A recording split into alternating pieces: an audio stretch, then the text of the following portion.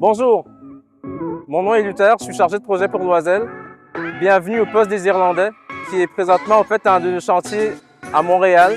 C'est un projet assez spécial parce qu'en plus de nos travaux de génie civil et d'environnement habituels, nous avons également des fouilles archéologiques. Venez avec moi, on va aller voir les archéologues.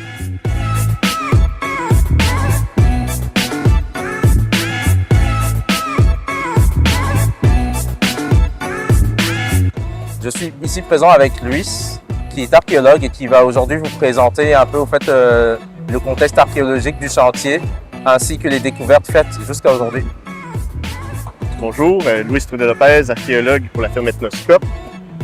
Présentement, sur le poste des Irlandais, on est en fouille archéologique qui suit en fait une séquence d'excavation mécanique en surveillance.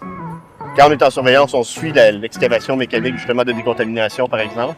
Ici, on arrive sur des sols d'intérêt ou des structures. C'est là que l'archéologie va rentrer avec une équipe où ils vont faire des fouilles.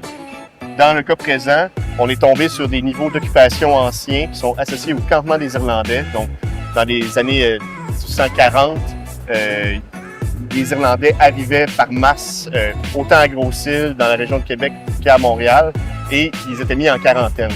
Donc, quand ils arrivaient à Montréal, les baraquements d'hôpitaux où ils étaient mis en quarantaine sont présents sur le chantier, sur le terrain en fait, et c'est là qu'on les retrouve. On trouve des pieux, des négatifs de pieux, des pieux en place en bois, mais aussi d'autres structures comme des drains, des artefacts enfouis, des niveaux d'occupation autres, des chemins, mais aussi des fois des fosses de latrines, donc des anciennes toilettes.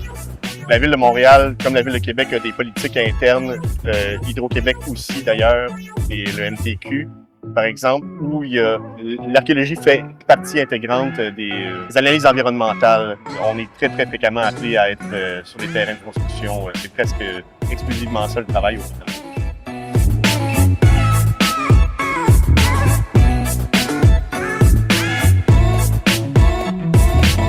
Nous, Loisel, ce qu'on fait ici, c'est principalement en fait des travaux de réhabilitation ainsi que de terrassement. En plus de ces travaux-là, nous avons également en fait des sous-traitants en aménagement et en canalisation électrique qui vont aménager là où on se trouve un nouveau parc pour la Ville de Montréal, ainsi au fait que des départs de lignes électriques pour Hydro-Québec.